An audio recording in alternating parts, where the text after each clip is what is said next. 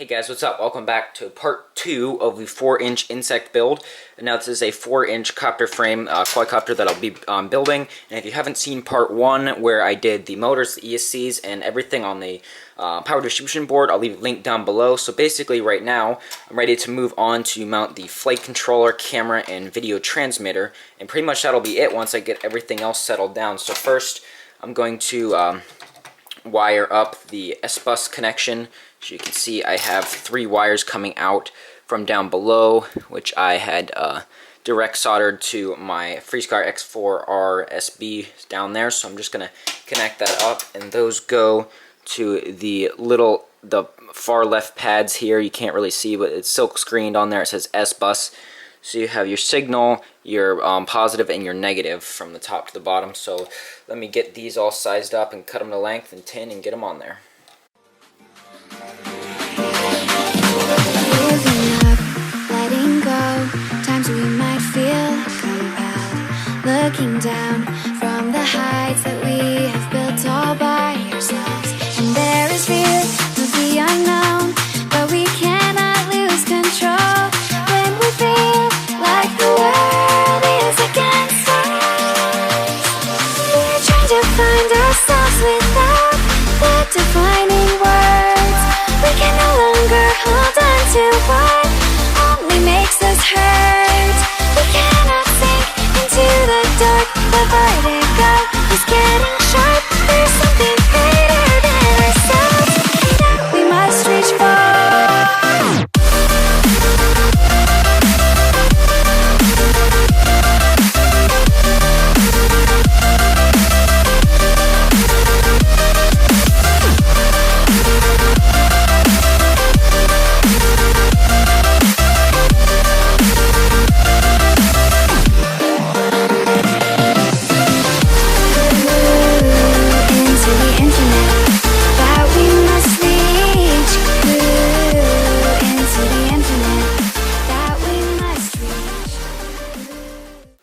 Alright, there we have that. Let me just look up close, and nothing is shorting. And I will, once I'm done, hit these up with hot glue. As I said before, kind of weak connections. I could be putting them underneath or through the actual holes, but these are a little bit thicker gauge wires than I should have used. But you know, I'll just hit them with some hot glue and it should firm them up. I'm also using a very thin tip soldering iron, so that's definitely something good that you want to do. Don't use a thick one, you'll screw up your board. Okay, so next I'm going to get power to my flight controller. So I have these yellow and black wires here that I ran out through. So basically I'm just going to cut these just a little bit shorter here so I can wire these guys up. I think I might actually want to do my motor wires first, so let's start working on that. So we have number 1 here. So this should just, it's going to go, if you look at the back, 1, 2, 3, 4. So 1 is on the first pad, 2 is on the second, 3 on the third, 4. 1, 2, 3, 4. So let's just take number 1. This should be simple enough. If we just cut these about here. Into the infinite that we must reach through. Into the infinite that we must reach.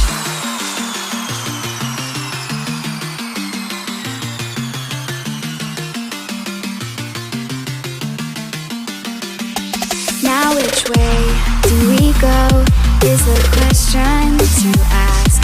There are so many choices that it's hard not to look past. What is real and what is fake, and the risk we have to take. Will we know what is throwing off our balance? We're trying to find ourselves without the defining words. We can no longer hold on to what only makes us hurt. We cannot sink into the dark. The vertigo is getting sharp. There's something greater than ourselves that we must reach.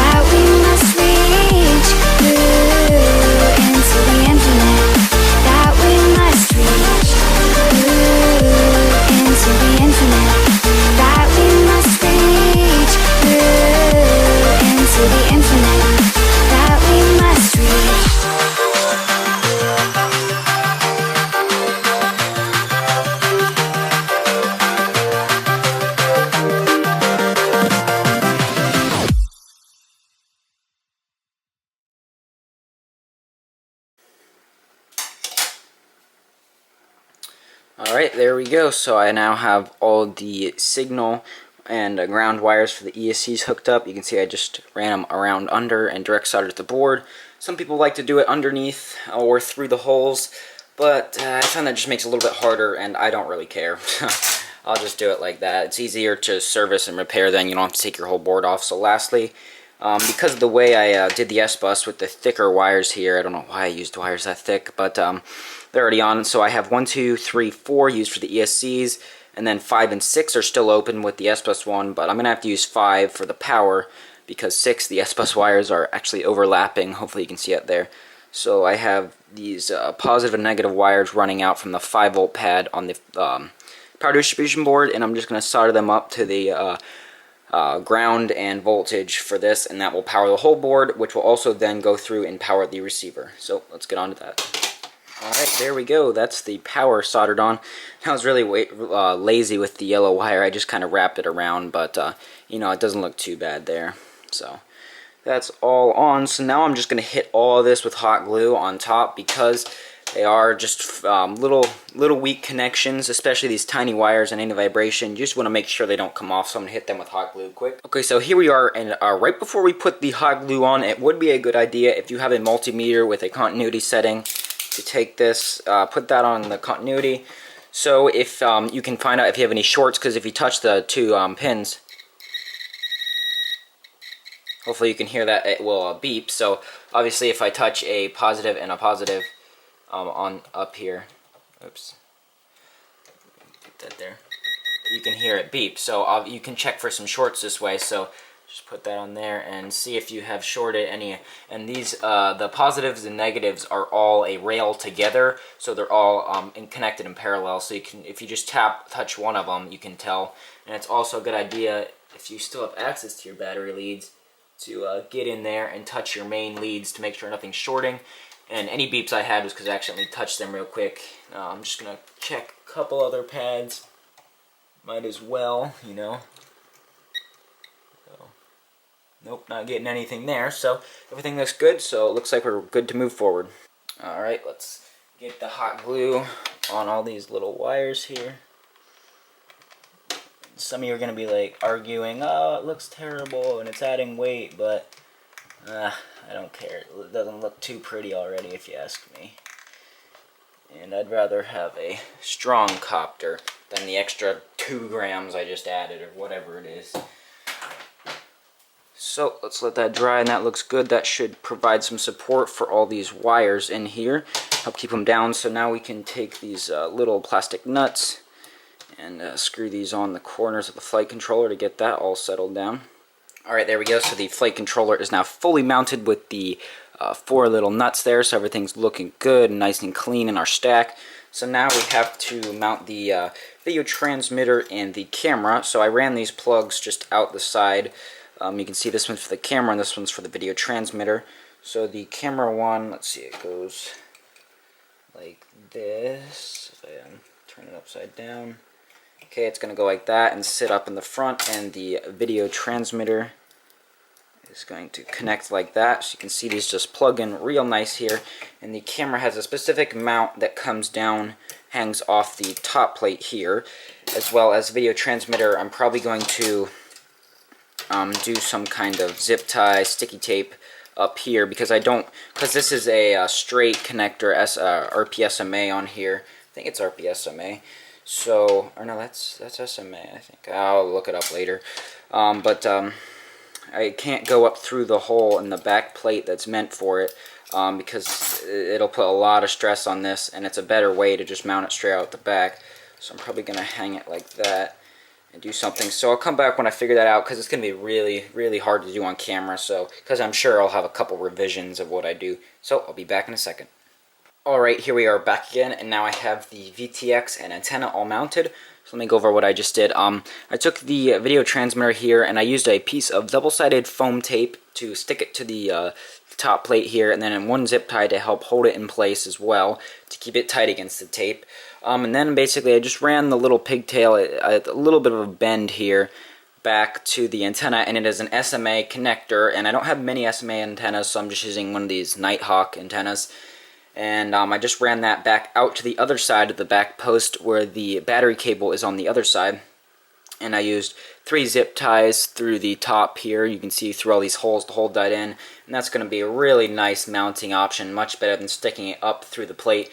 And it keeps it nice and low. And I think it just makes it a much better option. So now, I just have the top plate held on by 2 screws. But one thing I'm a little concerned of as of right now is with all this extra weight in the back, as you can see, the flight controller is right here. So it's like 2/3 more frame in the back. So if I hold it here, you can hopefully see it is getting quite back heavy here.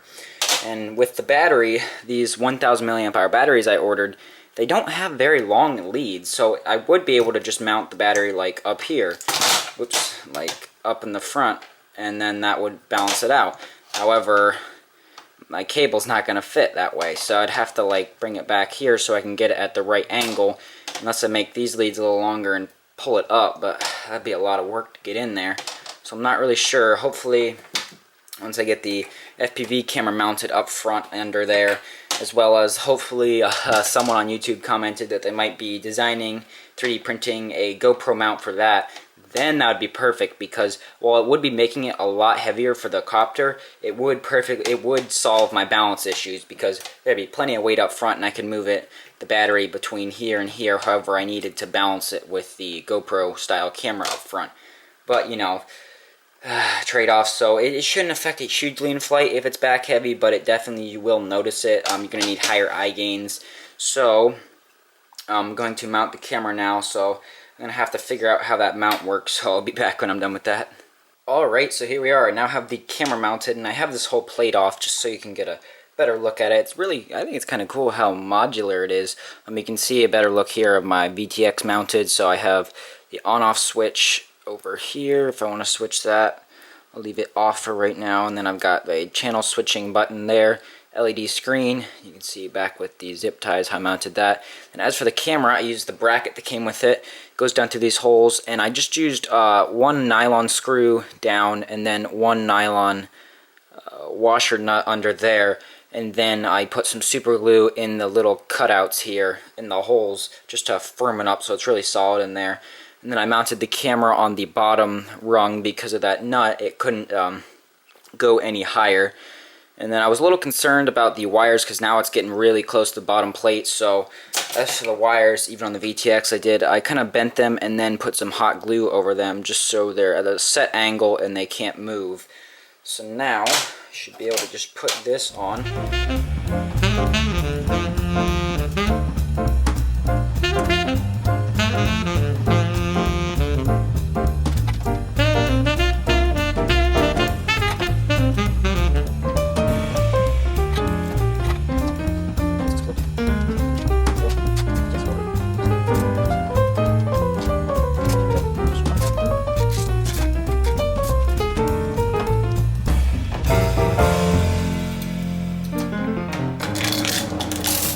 Alright, so there we go. So you can see the top plate's on and everything looks good.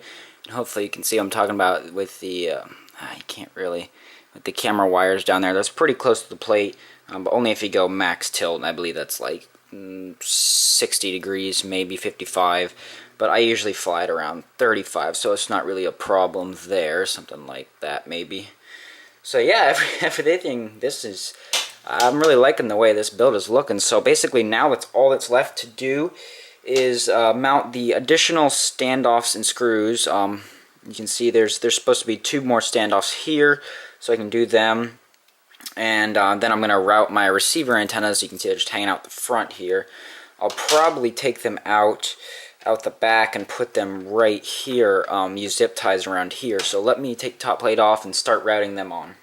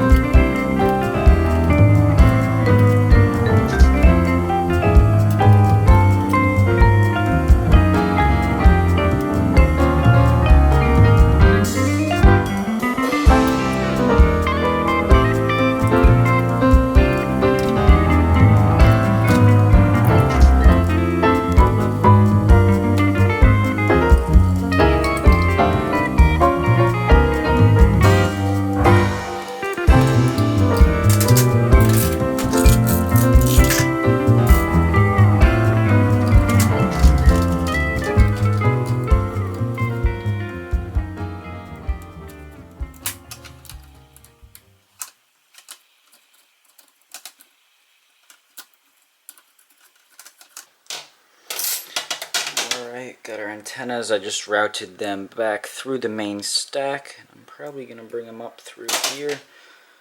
So let's get some zip ties.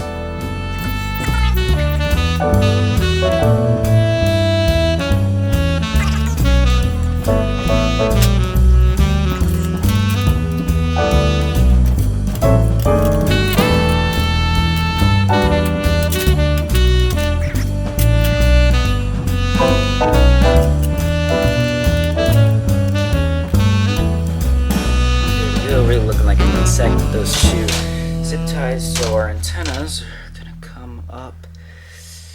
Do I want to put them through here? No, I think I'll just run them up like that. And since this is a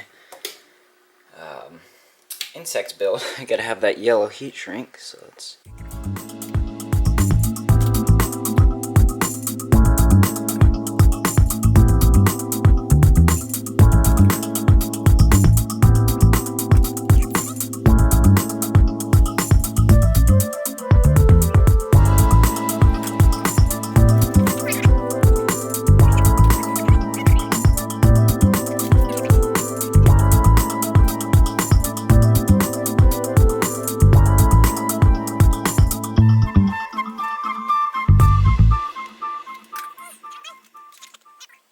Boom, and just like that, we are done. So I know I skipped a few things at the very end there. Once again, I had to recharge my camera battery.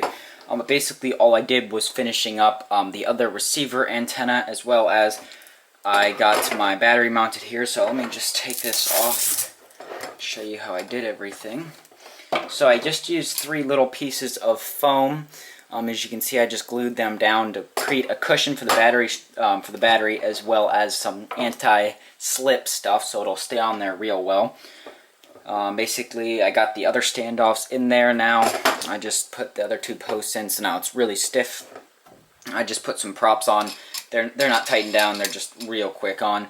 These are the GemFam 4040 tri-blades, and it looks really sweet and black here, only if they had some black heat shrink, but I'm actually going to try and get some yellow HQ 4-inch props, and I'm also going to get some Sharpie for the yellow Sharpie for the edges. I'm going to try and do a yellow highlighting to make it a yellow build, since it is an InXect and looks like a hornet kind of.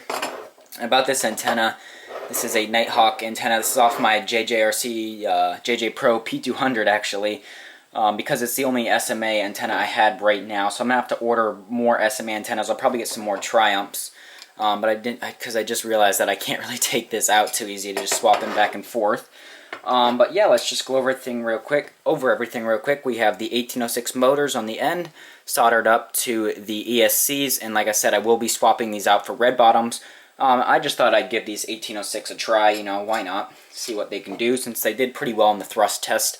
And if you haven't seen it, I did a thrust test comparing these motors here to some Emax red bottoms 2600 kV 2205 motors. So if you haven't seen that, I'll leave a link down below as well. Check that out. Some pretty interesting numbers there. Then we have the DOIS XM20 amp ESCs. Everything's soldered up to the Maytech PDB in there on the bottom stack, with our FreeSky X4R SB underneath. Then on the top we have the X-Racer F303 version 3 flight controller. And then we have the Dragonfly 200 milliwatt VTX 40 channel and the HS1177 camera. And I plan on running this at 8 kilohertz gyro and 16 kilohertz unsynced multi-shot for the ESCs. But that'll be part 3. I'm going to be doing a part 3 on configuring this in my settings for Betaflight. I'm not sure if I'll go over the flashing of the ESCs and the board, but I'll just show you real quick. I'll probably do that as sort of the intro when I do the maiden flight. But other than that, everything looks done. I'm super excited for this. And just real quick, let's get a weight on this. So let's get a weight. So if we turn the scale on, you can't really see it. Okay, so we have it zeroed out. So the copter itself, without a battery, with the battery strap, everything as it would be flying, is 308 grams, so 308. And if we add a battery on there, it comes up to 428 grams. So, you know, that's not too bad for 4-inch. It's not superb. It's not great, but it's also not bad at 428 grams. My 5-inch quad, my 5-inch ZMR X210 on without a battery is 428 grams. So this is the same exact weight, but with the battery. So, and then this is a 4S 1000 Turnigy Nanotech, and it is 4590C, and just we're gonna say the battery itself, there we go, the battery itself weighs 120 grams, so if anyone's interested. But yeah, that was the end of part 2. Hopefully this build video helped you. If you're building this copter or just anything in general, hopefully it'll help you improve your building skills, and hopefully you found it helpful. Please subscribe if you haven't already. I'll leave a link down to part 1 below, and I will see you in the next video. Bye.